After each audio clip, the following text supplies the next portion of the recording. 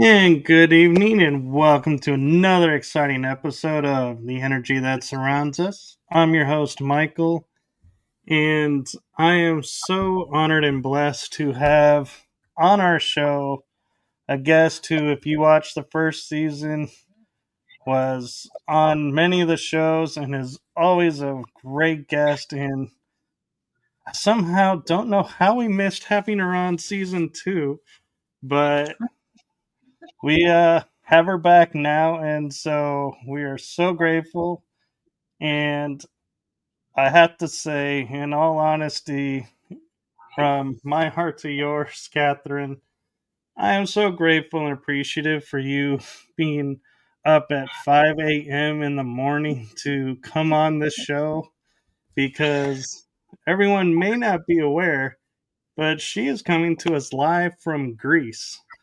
So I am going to turn it over to the one, the only, super amazing, so awesome, magical to a T, Kathrine Dione Sorilos.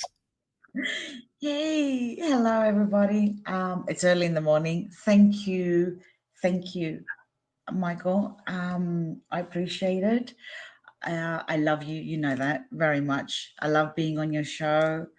I love having our conversations. We've got a few of my Greek friends here in Greece watching this early in the morning. There's a few of them on there saying hello. And Angelos is from Greece. So, so we might get a few Greek people watching the show. I It's am 5 o'clock. honored.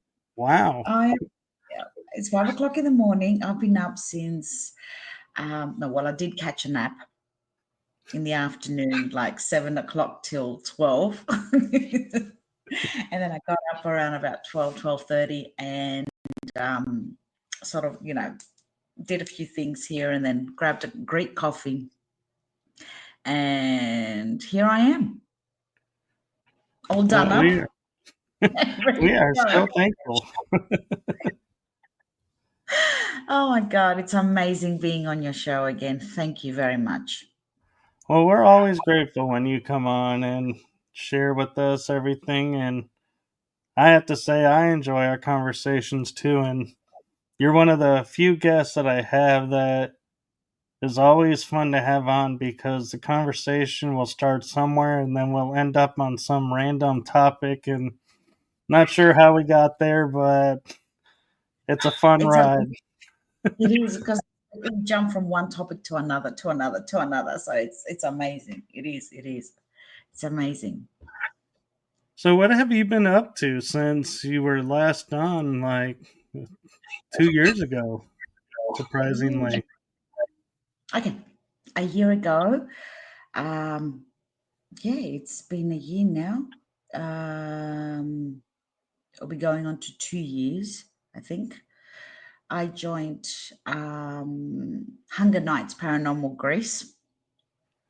I said to myself that I was never going to join another team, right?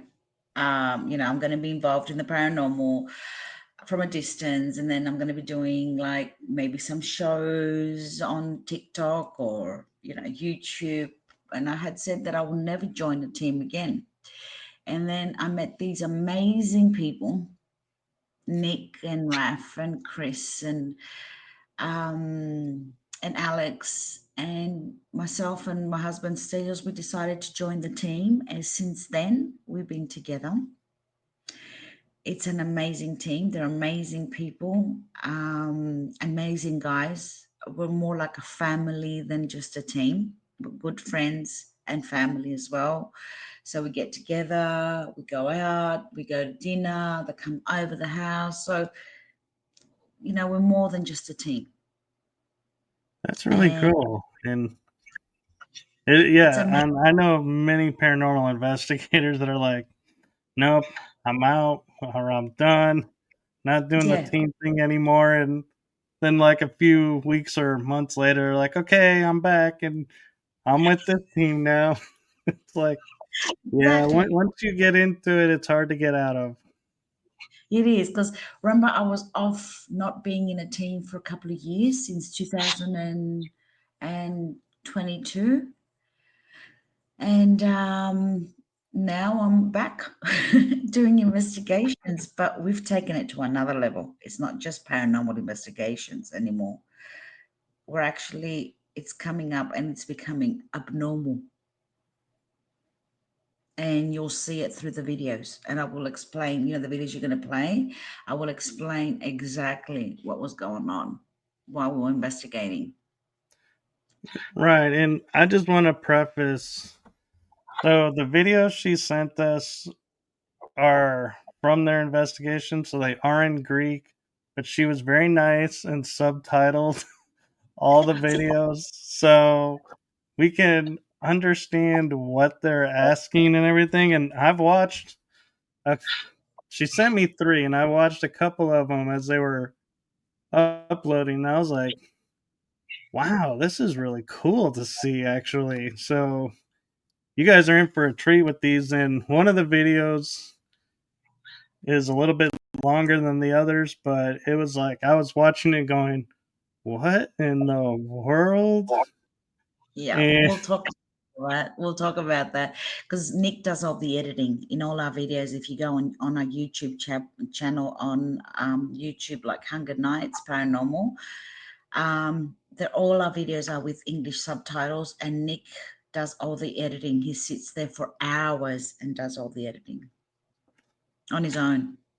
I think it's So he really does. cool that you guys do the subtitling, because sometimes, I'm sorry, Google just does not translate remotely close to what's being said, and you can tell it. It's like, so I have to say I appreciate you guys taking the time to put it in English for all of us who don't speak Greek. Mm-hmm.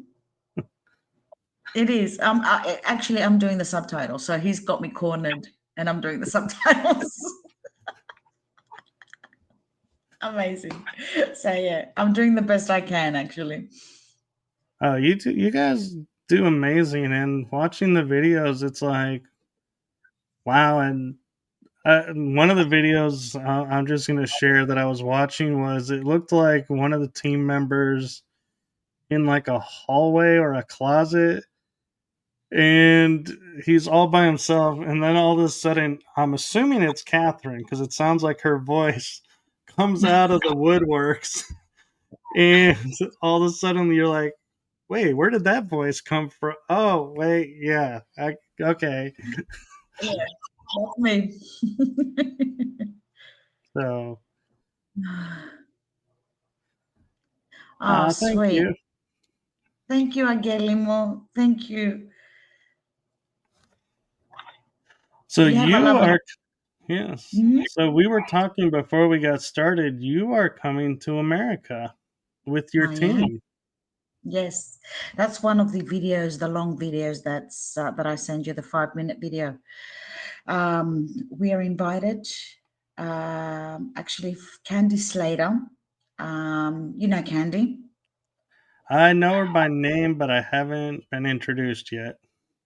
She is my Paracon sister. She's my best friend. She is my sister. I love her to death. She organizes the event together with Lisa. Lisa has the Rock Island Roadhouse, the old YMCA. She's got the building, the historical building, right? It's her own. And Candy is the event planner, and together with Sarah from Get Haunted, and they've got about 130 vendors that are coming. It's happening on the 4th of October till the 5th. And they've got some great people coming, some great paranormal investigators, great names, great vendors that are coming there. For instance, she invited me with the team to come over to the YMCA, to the Rocky, well, it's called the Rock Island Roadhouse now, but I usually call it the YMCA. So she invited me to go over. So we're going over with the team as VIP guests, and we are doing a paranormal investigation. We're going to have a table as well, and we're going to be doing paranormal investigation there, VIP paranormal investigation together with Get Haunted, in collaboration with Get Haunted and War Party Paranormal. Very And there's going to cool. Hey, and there's going to be some great people there, great names. It's going to be amazing. It's going to be an amazing event. I think it's the second or third year that it's been happening, and to the point where Candy doesn't have any more room to put vendors in there. I mean, the building is so big, but there's about 130, 140 vendors, tables and people coming through for the event. And then after the event is over, because we're going to be staying in at Candy's house, uh, the event will be over the next day. And as soon as we get organized and help Candy, to unpack and then repack everything, we're off to a road trip with Hunger Nights, the team, and we're going to be visiting a lot of places. We're going to be visiting the Monroe House, the Veliska Axe Murder House, Randolph. I think that's the jail. I'm not sure. Edinburgh Manor. Uh, we're going to the jail in Missouri. So we're going to different places. Man, I'm a little jealous. Or you can come and join us. Well, if I can, I will. If not, I'll definitely try and make it next year. True, true, because we're going to be, we'll probably come back again and visit, you know, go down south a bit more. Yeah, it is funny when you think about it. In Europe, everything is like a few hours away, and so everybody's like, "Oh, no big deal." Then you come to America, and it's like, yeah, most places, if you go a few hours, you're still in the same state that you started in. I So know because Nick was looking at doing, investigating some places in Connecticut and Massachusetts, and he goes, "Oh, how far is it? It's not that far." And I'm like, "It's hours. It's days." yeah, the It's Midwest to Massachusetts is like 2 days of travel. Exactly, exactly. So, oh my God. And I'm like, no, we can't go there. We've got to do another trip unless you want to stay longer. I know, and even if you stay longer, it's like somehow the time just passes by, and you're like, "Oh my gosh, we gotta hurry. We don't have time to really stoke this in if we're gonna go to this place too. And it's like it's amazing how in your mind you think, okay, we got a month, we can hit a lot of places, and you really can't. It's No. It'll be over as soon as we get there. You know what I mean? Like we'll be traveling to, we've got about a 9, 10, 11 investigations. So by the time we get there, the jet lag, we do the Paracon, see a little bit of the States, just around the Midwest area where we're going to be. It's just time's going to fly like that, and we're going to be back home. yeah, I know, and it's one of those things where it's like somebody was telling me, yeah, you're going on a road trip, so you're gonna be well rested and everything. And I was like, well, yeah, but you don't understand that you're going and you're racing from place to place during the day, so you end exhausted and you wake up and you do it again. And so, yeah, you do almost need a day, even though you are short hours of doing this. You I know do because need a day to recoup. Yep, because when you're on a road trip doing investigations, everything is back to back. You grab something quick to eat and then boom, you're on the road again. Get a few hours of sleep and that's it. Yeah, and I'm getting ready to do a road trip, and everyone has convinced me, and I'm not even sure how logistically I'm going to do this, but I'm going to still do my shows while on the road. And so it's like, I got to schedule that all as well and be like, yeah, so you're okay if we can do it this time, right? And try and wiggle some time. But it's also fun to talk to people and be like, so would you be like ready on a fly to, at a couple days notice, be willing to do this or that? And it's like, yeah, it's a lot to ask of people. And so it's like hard to logistically work everything out. But I think what's going to be the biggest challenge for me is I'm going to go on Rumble because I have a channel there and they have a built-in studio, and I might utilize that studio to do like daily updates of what did we do today on the road trip and That's what's coming out, where are we going next, or what's on the agenda. And so kind of do like little snippets of the road trip along the way, and it'll probably be good for me to do that because it'll allow me to keep track of where all we went. exactly, exactly. You'll have it on video.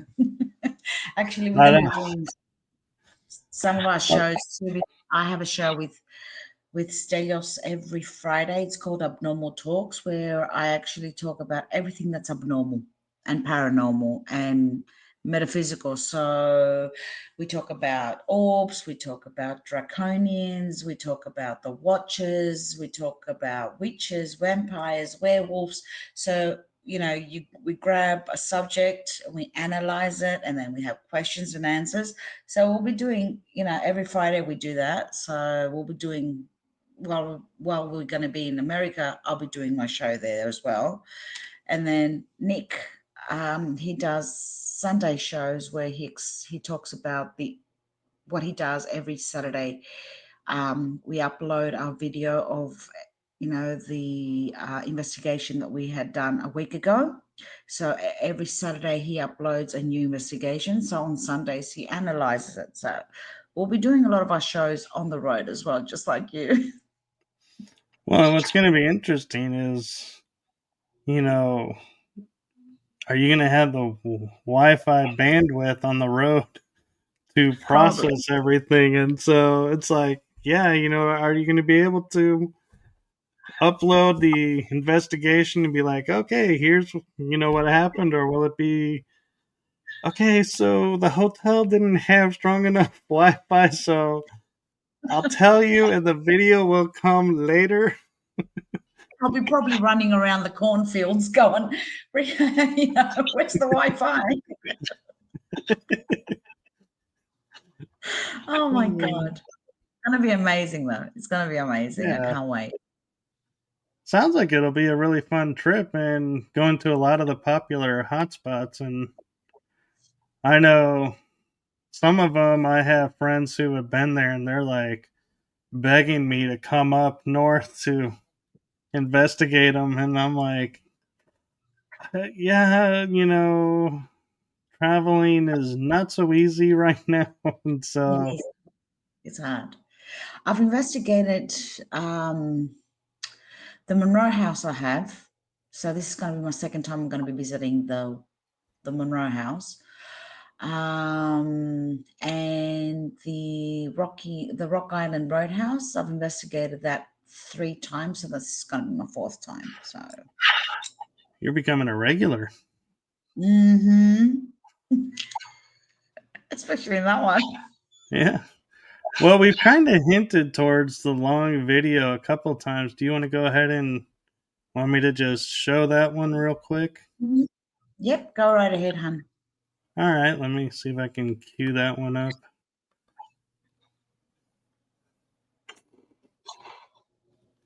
Okay, let me see if I remember how to do this. It's been a while since I've actually shared. So let's see if how awake and aware am I. Here we go. Let me see if I can do it this way. Mhm.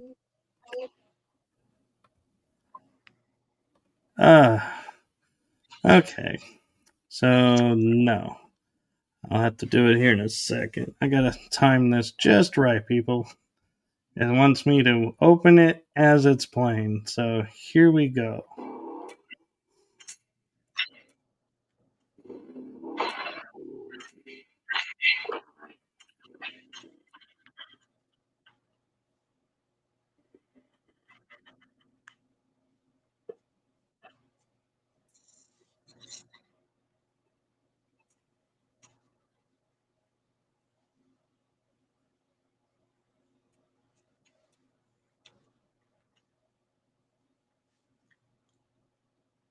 There's no volume.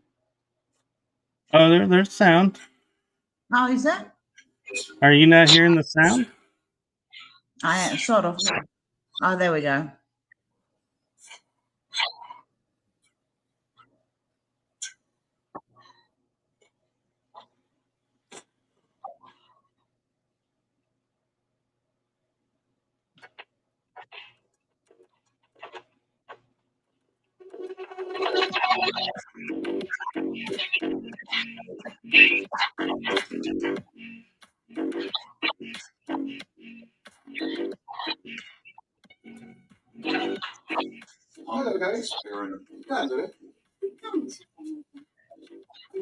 Here I'm saying, let's go. You know, we've got a trip to go to. No, yeah, not very far away. But get your luggage and let's go.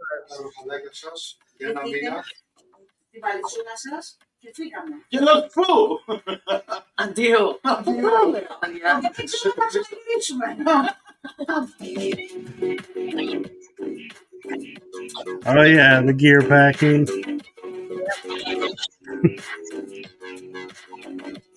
That's actually when the other young guys run. Yes, it's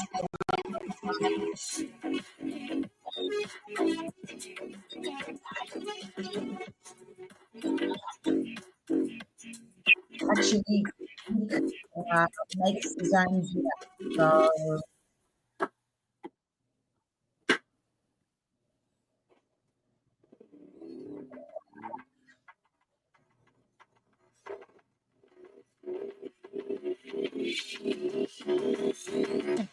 October 4th, 2025, inside the Rock Island Roadhouse, Illinois. Get haunted together in collaboration with Hunger Nights Paranormal from Greece, and War Party Paranormal will be hosting the VIP investigation. What does this mean for you? Get Haunted is joined by some of your favorites in the paranormal community to give you different perspectives on techniques, practices, and more. Starting at 8 p.m., we will all come together and explore the stories that want to be told.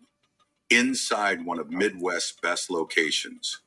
Hunger Nights Paranormal and War Party Paranormal and a few other surprises will be there for you to learn, to try, and to grow your investigative experience. Hunger Nights, Kathrine Sorilos, Nick Vambakakis, Stelios Varakos, Chris Pavlou, and Ralph Verzikianis. War Party Paranormal, Eric Vanderland, Michael Delco, and Francesca Garcia. Get Haunted, Robert Stackerwich, Sarah Jane Commission, Villani Danny Marie, and more. So grab your general admission ticket and your VIP investigation ticket for October 4th, Rock Island Roadhouse Esoteric Expo 2025, and get ready to change the way.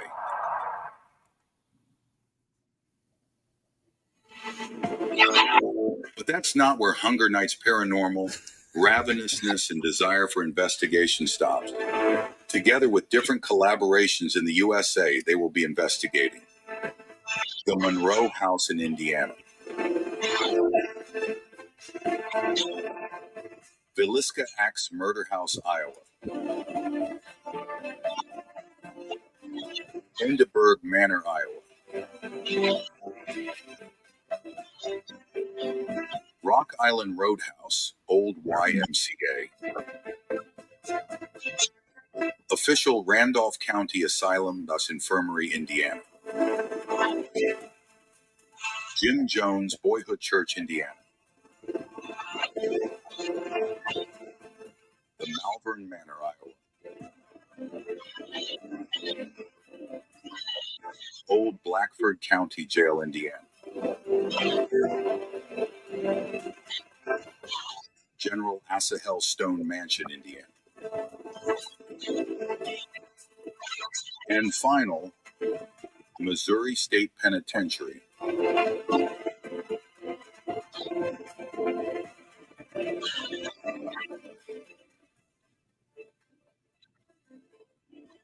It is expected that by October, many new locations will be announced and more video teasers of new locations will be released. Stay tuned.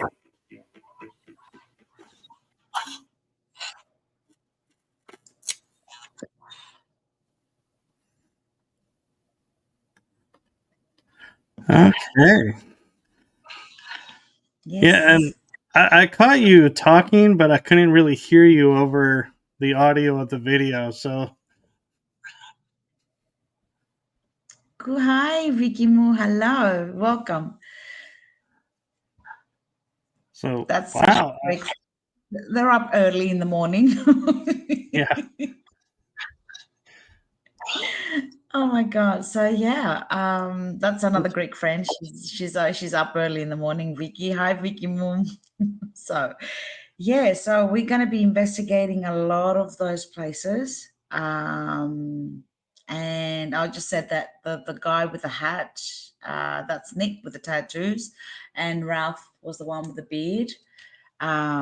So he's going to be at the investigation, and Steele's my husband, the one that walked in the door with me. Very cool. And I gotta say, some of those places, those were the first time I've heard of them. And so that's pretty cool that you're going to be going to some kind of unknown places or just not as known down here in the South, maybe. Now, well, the Monroe House is a very famous place because it's where they found the human bones. Edinburgh Manor is very famous for, it was an asylum. A lot of, and then it became like a loony house. And the olden days, the men used to just leave their women there, women that used to not be crazy, but women that used to go through menopause and couldn't handle situations. They would leave. Families would go there with their children, women with their children that were abandoned by their husbands, widows. So there's a lot of history in the Edinburgh Manor.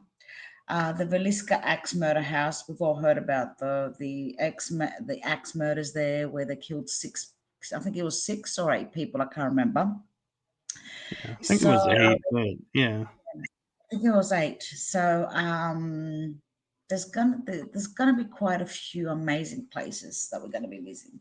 I mean, the Rock Island Roadhouse, it's got a history of being in the 1800s a brothel.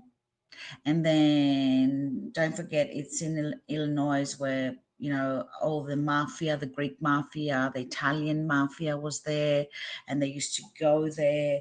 It used to be like a club where, men would go there and smoke the cigars and play cards. So, and then it became, like a youth hostel place. So there's a history there. There's a big history at the YMCA at the Rock Island Roadhouse. So um, all those places have got a long history. They've got a mixed history of different occasions, different timelines. So you get cross-wired with different timelines. So you might be jumping in different loops, in time and space. Sounds like you're going to be on the TARDIS. True. Can't wait. I can't wait. It's going to be amazing. I'm so looking forward to this trip. It is, and what I find interesting is, like, I have a friend in New York who's like, oh, I'm done living here and I'm in the paranormal, where should I go next? And everyone keeps going, oh, come to this state. We have a lot of history. You'll fit in great here. And it's true, but Greece has like multiple layers of history, Yes. coming from the city states to unifying to world wars. I mean, global events that came through through the territory. And I can't help wonder, with all of that and all of the big historical events that happened in Greece, how does that, in your opinion, affect the paranormal side?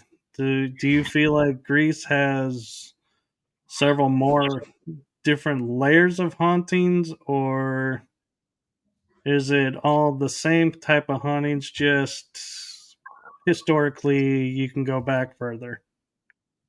Let me tell you something about this. Being in Greece and I think in Europe, right, and all the background history, the wars, like you said, the ancient times. The thing is, like, we can't investigate in the historical sites or the archaeological sites. The government won't allow us. Even like the places that we go and investigate, they're all abandoned, right? But there's some historical buildings that, you know, private owners have them, or the government has them, and you can't investigate. So you can't learn the history. You can't grasp the paranormal side of things. You know what I mean? We can't. That's the hard part. I Being wonder. Yeah. That's the hard part. Sorry, and you can't investigate like we do in America. Like the good thing in America and Australia and the UK is that all places are owned, and you're actually allowed to go and investigate. And all the money goes into keeping those historical sites going and the reconstruction of those historical sites.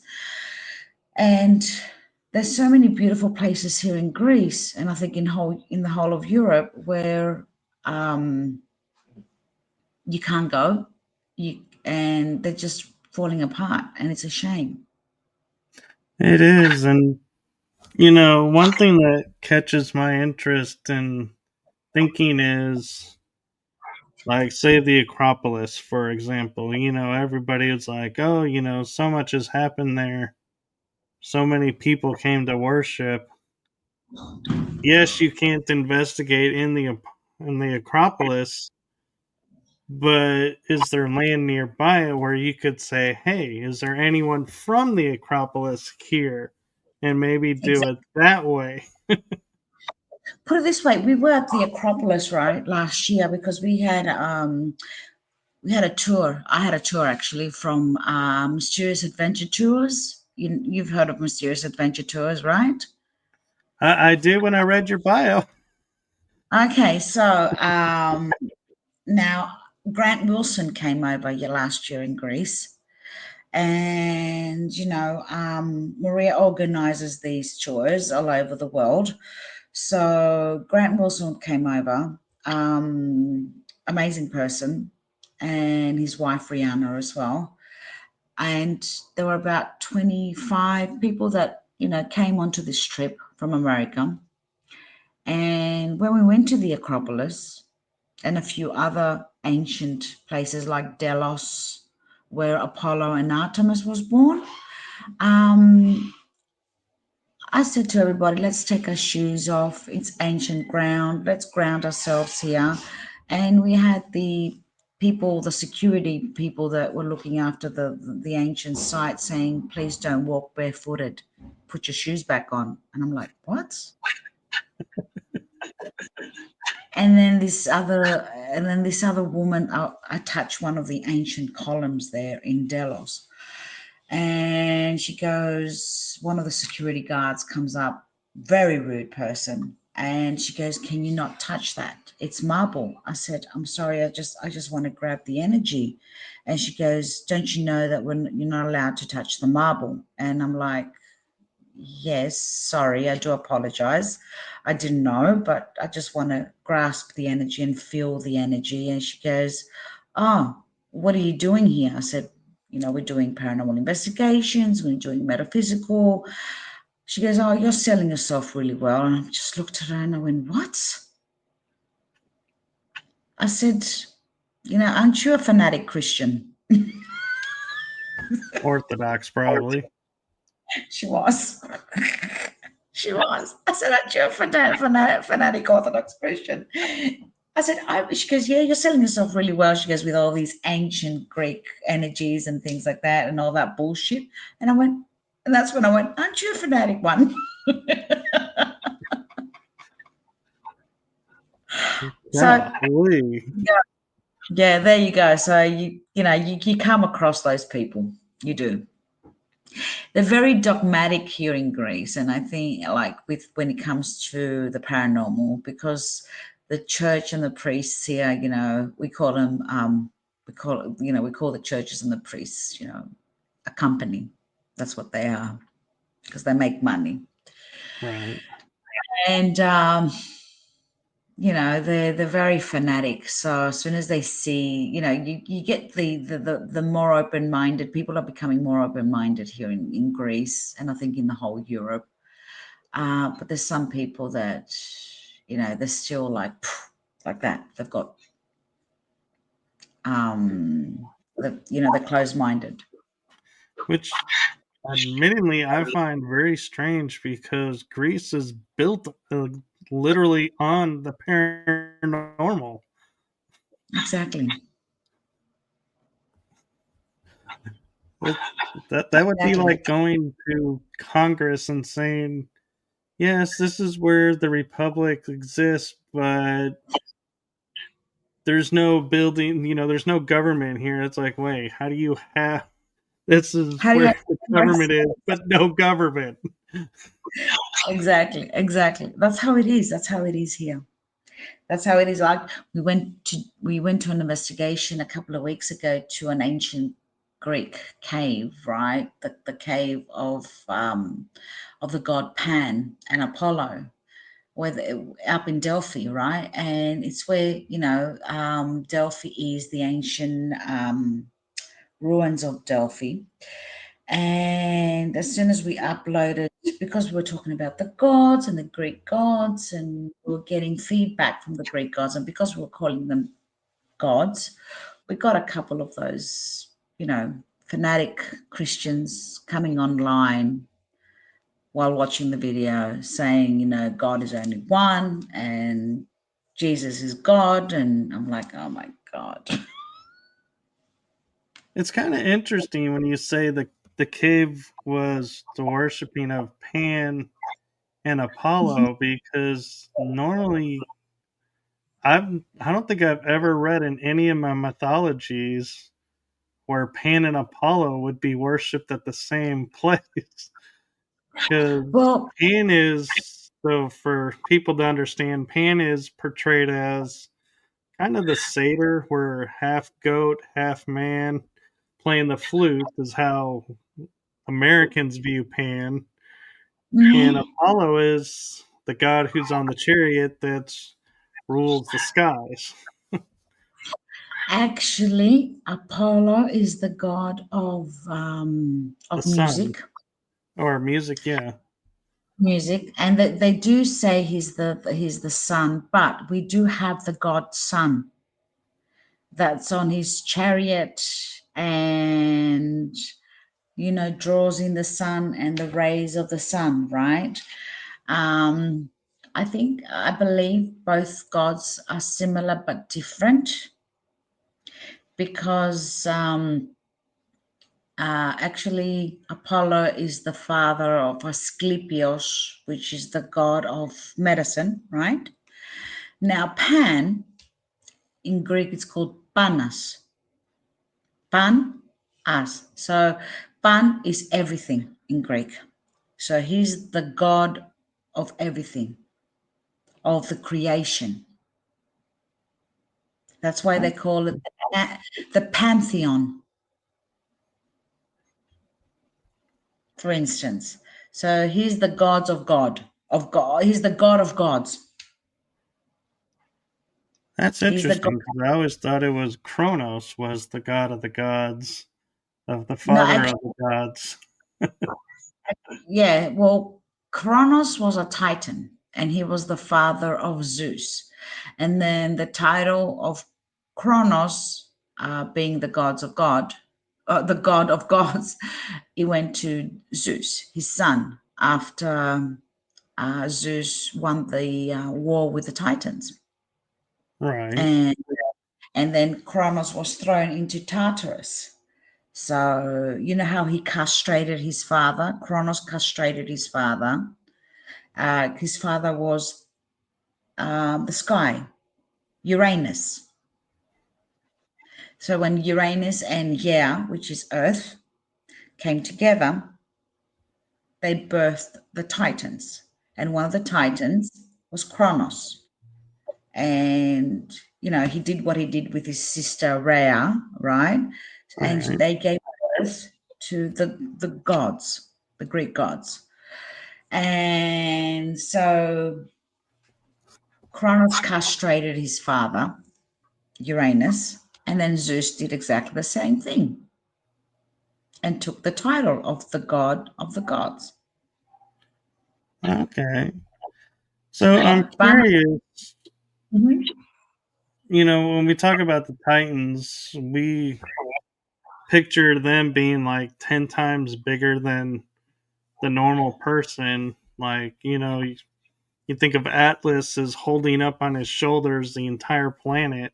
So these are Mhm. not the small gods that we're used to seeing. And then now we're talking about seeing giants, as being around. And I kind of wonder, were the Titans the same as the Giants, or did the Giants come after the Titans? The Titans. So if you look at religion and history and all the religions around, the ancient religions and now the modern religions and the Book of Enoch, um, the Titans that we had in Greece, plus the Vikings believed in the giants as well.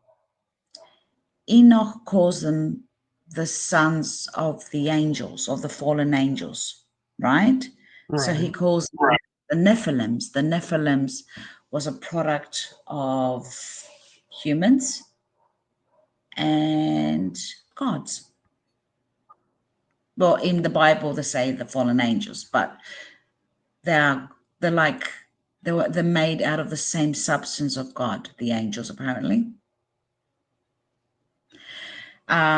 So the Titans are exactly the same as the giants, as exactly the same as the Nephilims. Just the name changes.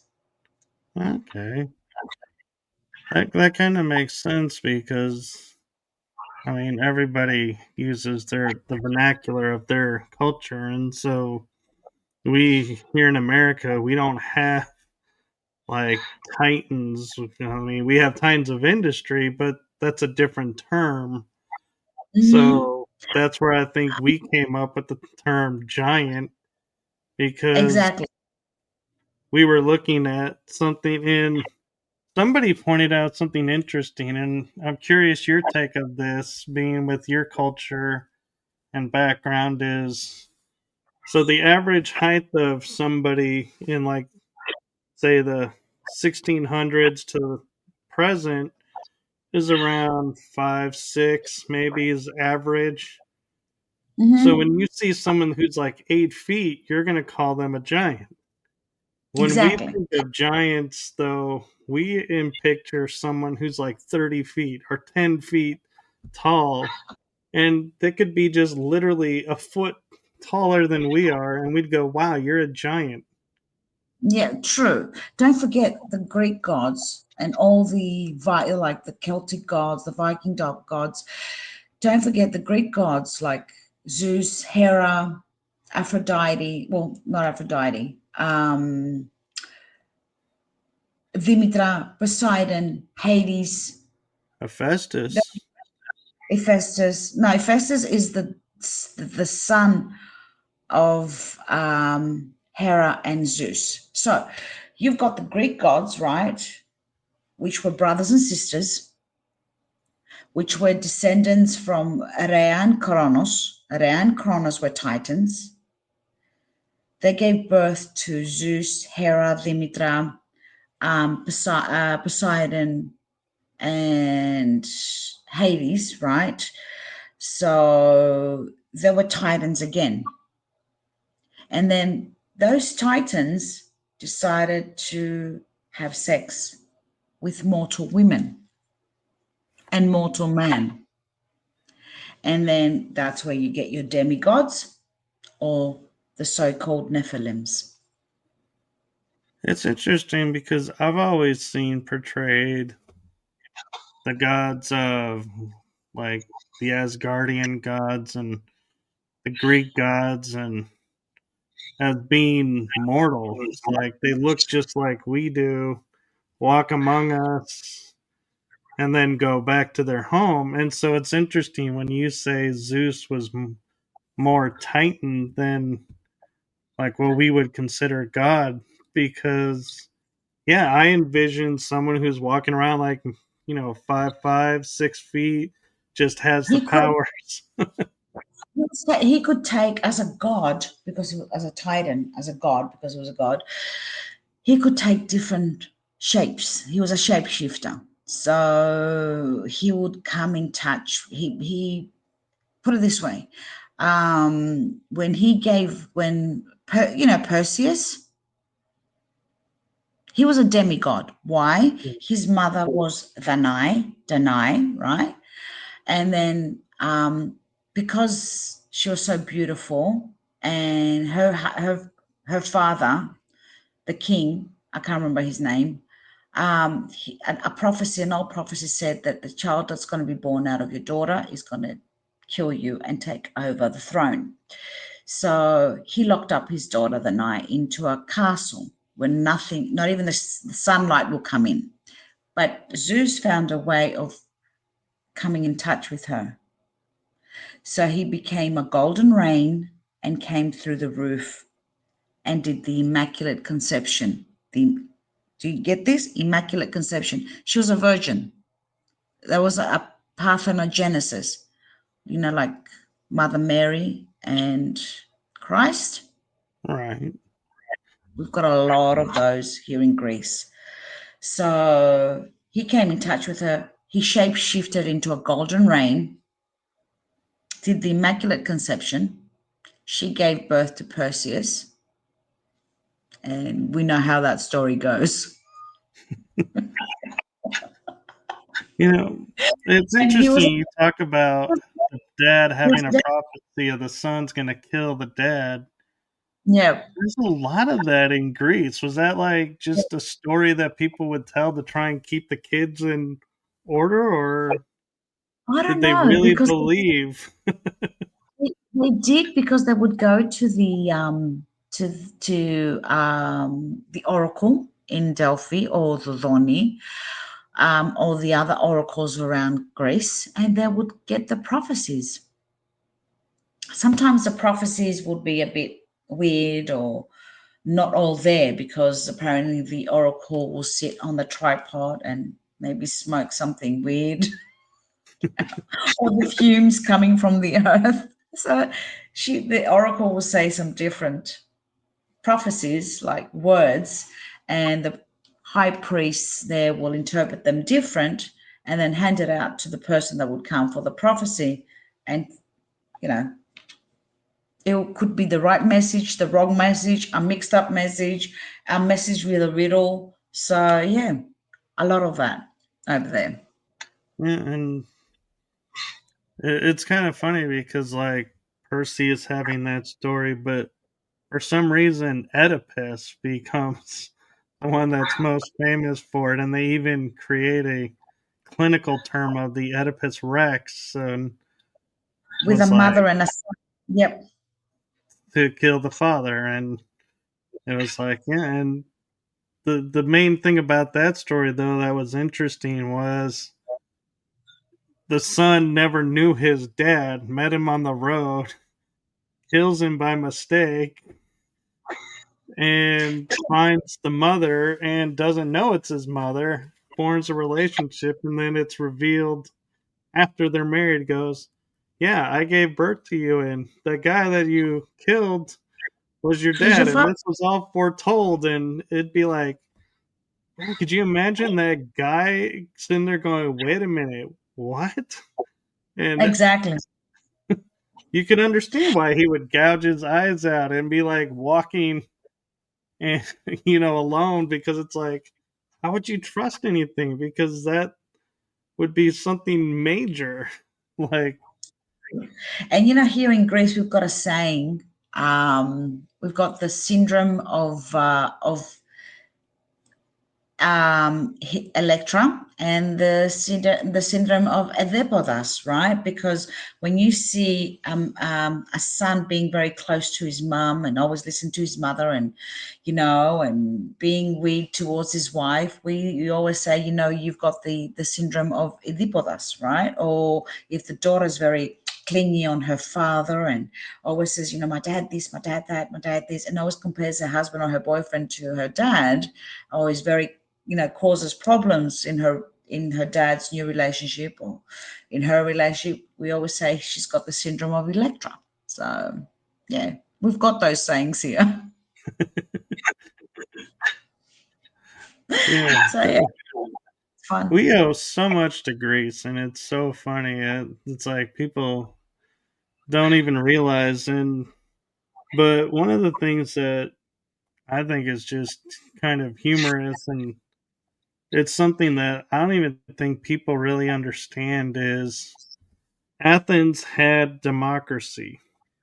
Didn't Mm-hmm. really work. It worked for a while, but in the end, it didn't work.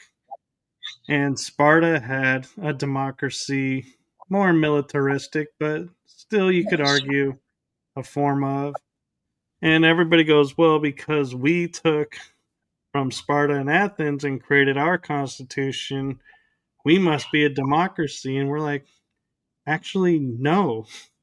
We're republic because we have a Senate and we have a Exactly. House of Representatives. And so it always like makes me laugh when I hear people going, oh, well, America, is the seat of democracy. And I'm like, that's kind of interesting because we're not even a democracy. Oh well, I think But it's a word that everybody uses. yeah, I think it's just easier to say than going, yeah, we're a democratic republic, or we're a constitutional monarchy, or we're, this or that. It's like, yeah, just say democracy. It's faster. Exactly, and don't take down those fancy titles. And I gotta say though, it is interesting when you look at how like Athens and all of the city states ran the democracy. It was like literally you could compare it to the Hunger Games because True. it would be a lottery, and if you drew the stone, you had to go do whatever was told of you, or you would be the leader. And so it's like, man, your whole fate is based on, do you get the white stone or the black stone? Yep. And it's like surprising how long that lasted, because you would think people would start to go, wait a minute, this isn't fair. Even though it True. was decided by pure luck, it's like, I don't want my future based on pure luck. Exactly. Exactly. I know what you're saying exactly. Yeah, and so that's where I feel like, with Marathon, and even I know some books call it the Battle of Athens, where it was fought in the sea, and I, for some reason, my mind is blanking on what sea is between. Isn't it the Uh, Aegean Sea between Persia and the Greece? Battle of Salamis. Yes, that where the odds just were against them, and they ended up winning. And they're like, "Oh, the gods did this and the gods did that." It's like, it always is interesting to me how, because they had a better strategy and were able to use the land to their benefit, or the islands to their benefit, that they would always turn and say, "Oh, Poseidon helped us win the day." And it's like Yeah, nobody ever gave credence to the person who was in charge and said, "Wow, he had a great strategy. Way to go, dude." No, it's they God yeah, saved us. it's God. They really respected the gods in those days, and they would do, anything would happen, and they'll say the gods did it, and they would offer to the gods. And um, Odysseus, it took him 20 years to get back home to Ithaca, right? So it was like always contemplating with Poseidon, like it was always Poseidon's fault that he got lost in sea for 20 years. Well, and what's interesting is like whenever there was a victory, it was like, "Oh, this god helped us win." But when there was a Yeah, loss, it was, that guy caused us to lose. It was exactly, like, exactly. what happened to the gods at this point? It's like, wait a minute. So we only are bring up the gods when we win? When we lose, it's humanity's fault. True, true. Oh well, no, it's good. It's you get such a background, such a history. Um, you always wonder, is it mythology? Is it history? I call it history. I don't call it mythology. Where there's smoke, there's fire. Right. They Right. say Yeah, every legend has an ounce of truth to it. true. Very true. Very So, true. Do we have questions? so far, everyone's kind of, I think, being a little quiet and just enjoying the conversation with us. But I'm curious, if you could, as a paranormal investigator, investigate like Salamis, Marathon, Hell's Gates, where the mighty 300 Spartans made their mark in history. Which of those Uh, three would be your top to investigate, and why? ooh, I think it will be at the to me, if I could, because we're not allowed to, because they're ancient places, right? And they're under the archaeological thing, where you're not supposed to investigate in those places. If I could, I think I would investigate the Battle of Thermopylae, where with Leonidas, with the 300s. I think that's where I would investigate.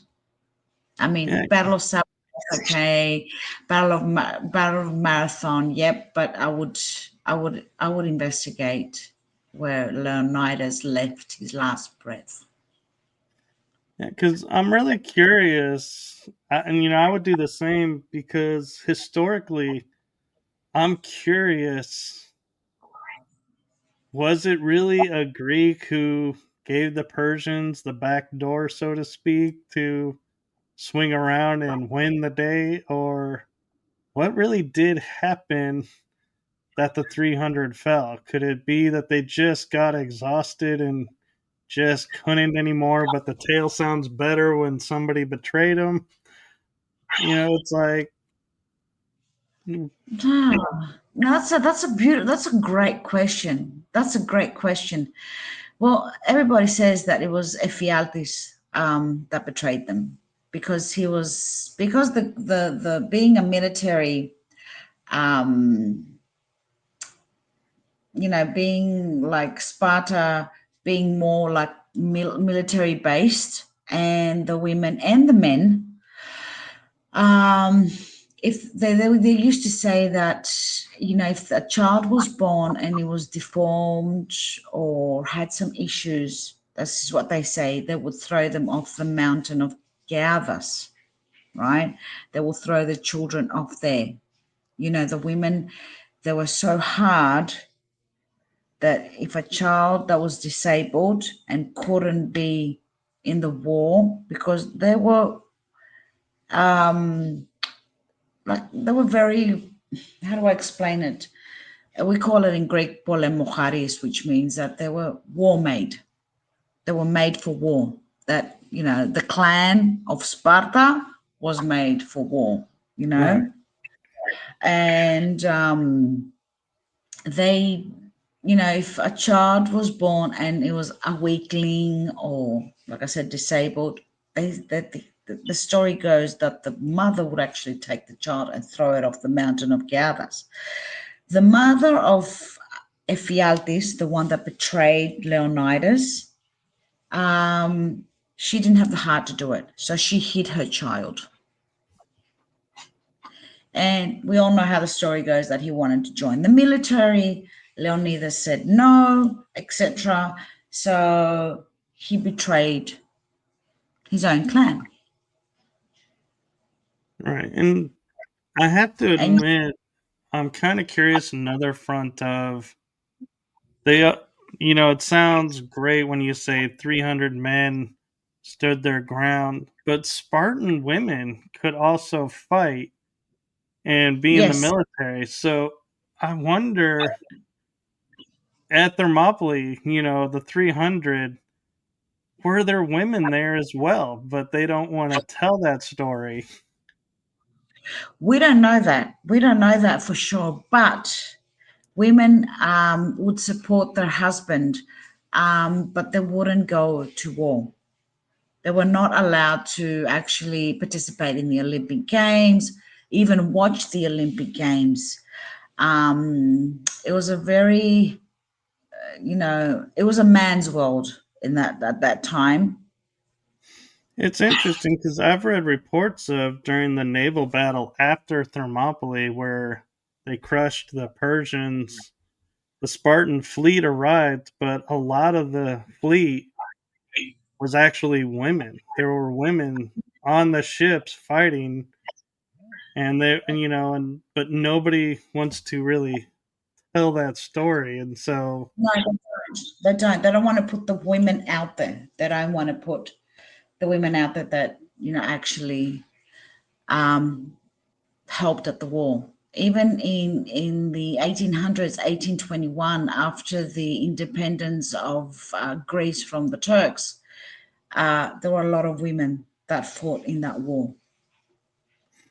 Yeah, it's kind of like an untold story, and that's why I would like to investigate some of these spots is to go, okay, whose story has wrongfully never been told? We're here Exactly. to give you a voice. I know, I would love to investigate, but like I said, we're not allowed to go into the Right, ancient ruins. Won't allow us. Maybe, maybe, you know what? Sometimes I feel that if you can connect remotely, if you're strong enough to connect, even if you're from a distance, right? You're in the area. Because, okay, they've closed up the areas, the ancient ruins, but, everywhere in Greece, every ancient person has walked through Athens, through Greece, through Sparta, everywhere, right? So they actually have the battlefield that, they've surrounded the battlefield and they say it's from here to there. But maybe it was a bit more further down or more further left or more further right. You don't know exactly where it happened. You're assuming that it happened there. right. So I believe if you're in the area, because when I went to Thermopolis, I felt sick because there were places where they said that the battlefield happened here, um, and it's just empty space. It's out in the fields, right? So I walked through that, and then I started feeling queasy and sick, and I had taste of blood in my mouth. I had things like that. So even if you sit back just further away from the ancient ruins and remotely tap in or remotely like sit there and do your investigation further away and just have, being an empath or a sensitive or a psychic medium, and you tap into the area, I believe you will get results. And I have an interesting possible deal for you because you remote view Yeah, I do. and being a paranormal investigator. Could you remote view the battle and view it in the terms of a paranormal investigator and look and see, kind of peer into? I believe I can. I believe that if I actually go there without any equipment, because I don't need equipment, I believe that a human person has got all the equipment on them. You know what I mean? They're on equipment on their own. You know what I mean? So we have all our clear senses. We have, you know, we can remote view. We have telepathy. So we have all those, elements. Um, I do believe that if I go into one of those places and actually sit there, I will probably be able to tap in, like actually concentrate and tap into the energy. I will get a good feedback. I will actually be able to maybe see the actual battle happening and see details. It's going to be a bit too much on me as a human, because I will probably feel every bit of it. It'll be exhausting, but I think, yeah, if I can tap in, I will actually get some results. Jumping back in time. And it's interesting, like, in my mind, I'm thinking from your home, just resting, putting yourself in the zone, and focusing, like they say in remote viewing, is you focus on a target and Hmm. see. But yeah, that would be a different level to actually go and sit in that space, Exactly. and they really couldn't stop you because all you're doing is sitting. You're not, you have, like you said, no equipment on you. So as far as I can tell, you're just sitting, maybe taking a nap, or just Or doing something like that, yeah, and meditating and just taking down um, everything, taking all the information down. So I can remote view it from home. I can actually see, I'll probably, if I try, because I do remote viewing, and I can remote view the area and tap into it and get a good feedback. But I believe being in the actual place, I will actually feel more. I will feel the energy. I will jump back in time. I will get more information. Like I said, it was last year. I walked through the battlefield and I got sick. I tasted blood. I got queasy. Um, I felt my blood boil, and it was weird. It was really weird. So I got emotional just by walking past it. So I don't know what I'll get if I tap into it being there, if I get more, or if I do it remotely from home. That's something I need to actually work on and actually see, what feedback I will get back on both occasions. I'll probably need to try both. well. And what's interesting too is, like you said, they think it's in this spot, and you may do remote viewing and find out it's actually like what Somewhere we would else. say is like 300 yards to the left. They're just slightly off, or be like, no, it's like 5 kilometers up the beach. And actually give them coordinates and let history be rewritten.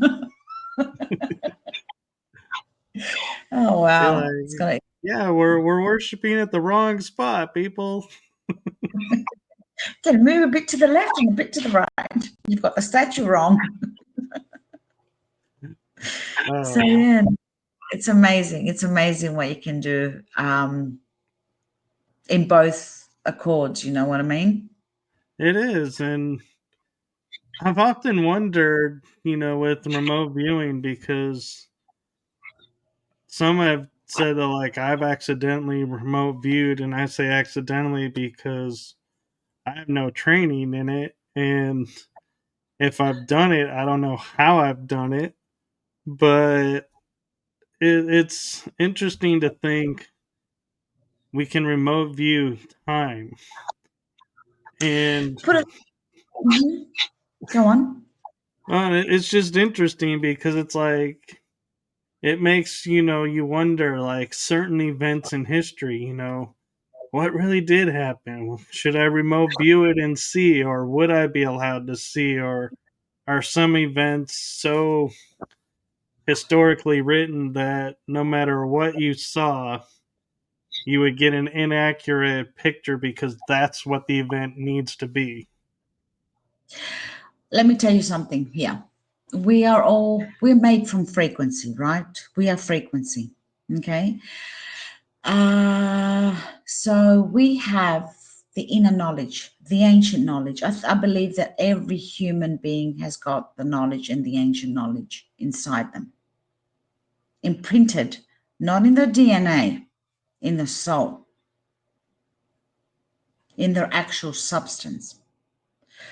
So this is just a vessel.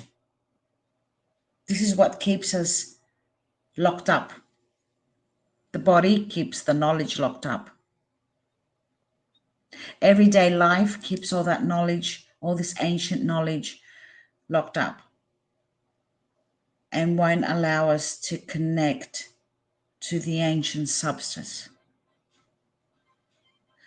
So the knowledge is there, it's hidden, and it just needs the right time to be awakened. So, in other words, everybody can remote view, everybody is telepathic, everybody can do telekinesis, everybody can be a sensitive and an empath and a medium, and all those gifts are there. They're there, they're hidden, they're in our knowledge. We just need to connect with the substance. I agree, and where I was going with it was thinking like going back and seeing Prometheus giving fire to man and being punished, like they say in the myths. Seeing was that an accurate story? Was that real? Would our filters, Mm-hmm. because of that story being so ingrained into us, would it skew the remote viewing of it to say, yes, this is what happened because we could not see beyond that filter? Or another example would be like the crucifixion. Did he really get crucified, or is that just a story? But So so much in world is based on that crucifixion moment. Would we be able to mhm, really see it? I believe if you do go back in time and tap into that energy, tap your energy, because like I said, we're made out of energy. Tap your energy into that energy. Um, okay, so we have the history, and we have the stories that we've been told through school, through our family, from books that we've written. So all that is imprinted in our mind, in our conscience. That's imprinted in our DNA, okay? Because that's in our conscience. But what's imprinted in our subconscious, that's something different. So, in other words, if we tap into that energy and we see something that's not written, and together with, in combination of what's written, or you might get something different. Can you imagine trying to change history? What's going to happen? No one's going to believe us. Right, that's what I mean. Is I wonder, would the remote view really show us, or would it say, because of the consequences, we're going to show you what you already know I because of believe, what it could cause? now, I believe that if you tap in remotely into the timeline, you will get more information. You will. You'll get extra information. You'll get the information that you already know because it's in your conscience, right? So that's going to pop up straight away. And then something, as soon as you tap in and you connect, your subconscious will open and you'll be able to see further. And I believe, like, if you do something like that, you got to write it down. You got to keep it. I don't know if you're going to keep it to yourself or you're going to say it to the world or you're going to put it out there. But I believe that there's going to be people out there that are not going to believe us. Well, and would we even believe it ourselves? That's the big I, question, is would our own filters block the image? Because we'd be like, no way, this never happened. And and it'd that's be where you need like, to be open minded and accept what you're seeing. Actually accept it. I mean, when you go to bed, all of a sudden, I don't know if you do, if it happens to you. To me, it happens, and I've heard it from a lot of different people, it happens to them as well. That when you go to bed, you start getting images of different people that you've never seen, conversations that you've never heard, places that you've never been. When you're in between sleeping and being awake in the REM state, hasn't that ever happened? Like you've closed your eyes and all of a sudden you're getting images of people thinking, who's that? Have I ever seen that person? Who are they? Why am I seeing this house? Why am I seeing this place? Why am I seeing this area? I've never been there. And it's not deja vu. It's not. You're actually tapping in. Your unconscious and your subconscious is actually tapping into another conscious. It's interesting you say that because I have a friend who does a podcast show and she has a guest that was recently on. And when I saw her ad with that guest, it's like I was in shock because I was like, wait, I know this person. There you I've go. seen this person. I've talked to this person. But when I looked her up, I was like, I have never been where this person is. I have no earthly idea how I know her, but there's just something about her. When I see her talking, I'm like, my mind automatically is like, either I've seen this already or there's just, I can't explain, but it's like, it doesn't happen to me that often where I'll see someone and be like, whoa, wait a minute, and take a step back and be like, I know you. And so it's like surprising when it does. Yeah, because you've got your straight timeline in this life. You've got your timeline, your everyday life. So that's your timeline. And then you sort of drift away from your timeline. It does like a little branch, and you see an image of that person. You connect through. So just say you've got your timeline like this, and there's a little branch just goes like that. And then in that branch, there's another small timeline where you've seen that person, maybe in a dream, maybe when you closed your eyes and you thought about different things. That image just popped up, that person popped up. And then all of a sudden, you go back into your timeline. That timeline that's went a bit off is still there, connected to your timeline, right? And then on your timeline, a couple of days later, that person pops up. Weird, eh? No.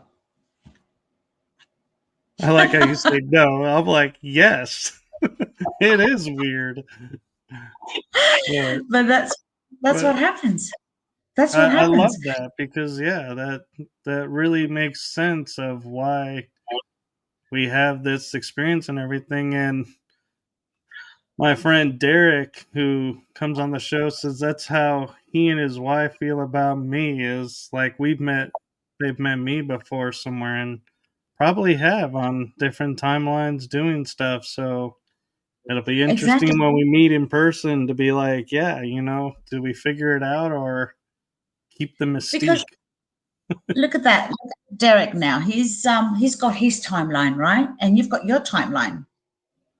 So out of his timeline, a little branch came through and connected to your timeline. And you were able to tap in, and he was able to tap into your timeline, into your life. And that's exactly what happens. And that's how you can see them connected like wires all over the place. And before we get to the other two videos that you sent me, Mm-hmm. um, talking about remote viewing, Derek had a question for you and says, is it true when remote viewing you can be vulnerable from attacks from other remote viewer or entities? Yes, you can be vulnerable. And that is why when you're remotely, because you're actually free and you're open and your your soul doesn't leave your body. There's a difference between doing remote viewing and astral projection and astral traveling. These three things are totally different from each other. So when you projection is that you can be in two places at the same time. You're projecting like a projector. You're projecting your soul. You're projecting a part of you. And then when you're astral traveling, you're traveling into other dimensions and other places. But when you're actually remote viewing, your subconscious, and it's like your subconscious leaves your body. So if that makes sense. And you are open. Everything's open for attacking. Same thing happens when you're astral traveling, not so much as you're astral projecting. So you're vulnerable, you're open. So, yes, other people remote viewing at the same time can attack you. They can. So you need to protect yourself when you're doing either one. Now, when you're astral traveling, your own body, your own mind, your own soul, your own self is actually protecting you, and you're protected by that, silver lining that connects your body with your etheric body. Um, when you're projecting yourself. When you're astral projecting, you're actually projecting yourself. Remote viewing, you're more vulnerable. So yes, you need your protection I believe when you're actually remote viewing, you need more protection than anything else. So that actually leads me to a couple of questions, and they're along the same lines, so maybe can answer them together. Is if you're astral projecting, you go anywhere, or do you only go where your soul has been? And Uh, the other mhm. question is, as a remote viewer, how do you protect yourself? What can you do? As when you're projecting yourself, some people can actually project themselves. You got to be at other levels. You can project yourself into another dimension or another um, planet, or I'm just saying different places right now. You don't just project yourself into areas that or you've been, or houses, or places. You can, if you're strong enough, you can actually project yourself into other dimensions, and they will see you, trust me. Okay, because I was looking at it as like Nightcrawler. If you're familiar with Marvel characters, he Mm-hmm. can transport only if he has a frame of reference of where he's going. So I was viewing like astral of going, are we able to go, like you're saying, to another dimension or another world because we have a familiarity with it? Or can we go to somewhere new and be like, I've never been here and know how to get back? It's like I said, you've got if you have being connected to the substance and being connected to energy and being connected to the ancient energy, you can go anywhere. You can project anywhere. You can travel anywhere. That is very cool. So remotely, how you protect yourself remotely? You can protect yourself remotely with a sigil, with a talisman, with people with a certain prayer. And I don't mean being dogmatic to God, or anything that makes you feel protected. You can make a circle of oh my god, I forgot the word. Noeticos. Hang on, let me just remember the word in English. um in your mind, I would say you can make a Like a circle third eye. around. Yep. You can put salt in a circle. You can take chalk and put yourself into a circle to protect. You can put rope sit in the rope and protect yourself. So you need to be in an inner circle to protect yourself.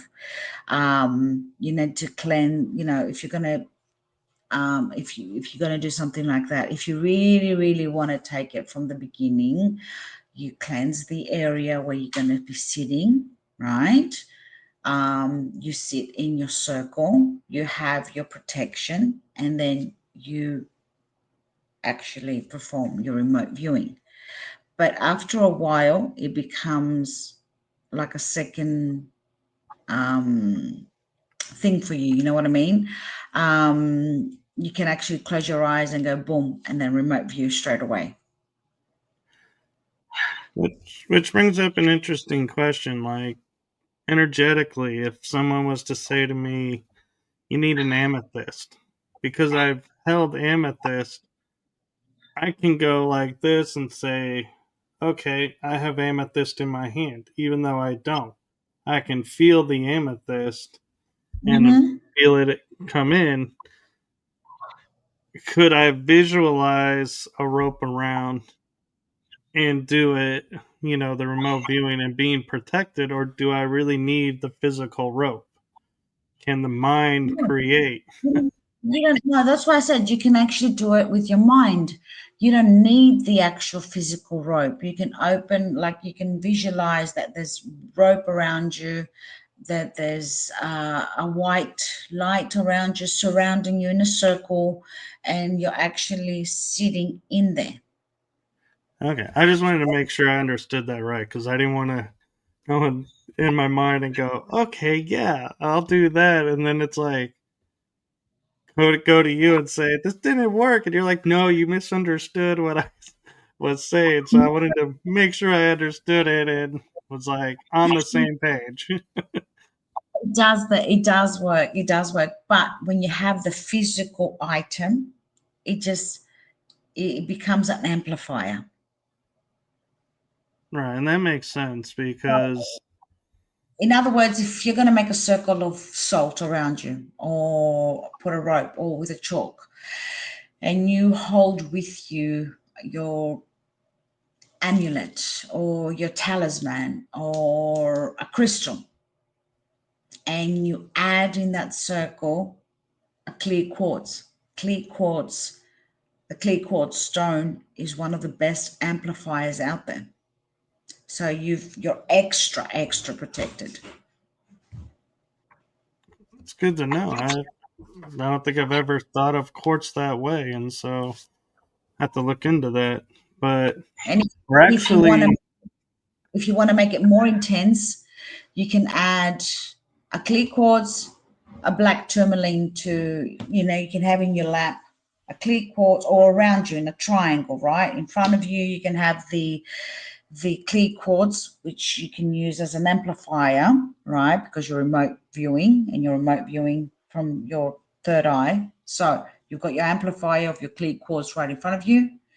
Behind you, you can have your black tourmaline, which will ground you and protect you. And from your left and your right, you can have two red jasper stones, where red jasper becomes like a net, a golden net that protects you and bounces back anything dark that might come your way. There you go. He's that's writing cool. it down. He's I taking am. notes. Oh God. I am writing it because I know me. I'll sit there and try to call in, and I'll be like, "What was that stone again? What was You'll probably that again?" Or being at a store and going, She said these three, and what was that one again?" yeah. Yep. No, So, anytime, honey. Anytime you need to ask me something, go right ahead. well, I would love to keep talking, but we're actually over an hour and a half already. I just noticed that. Wow, the time Yeah, I has know. flown by. Every time that happens with us, every time. So I'll probably jump into another episode soon, and you can play the other videos as well. Yes, we'll have to say those for next time, but I'm glad we got the one promotional video out.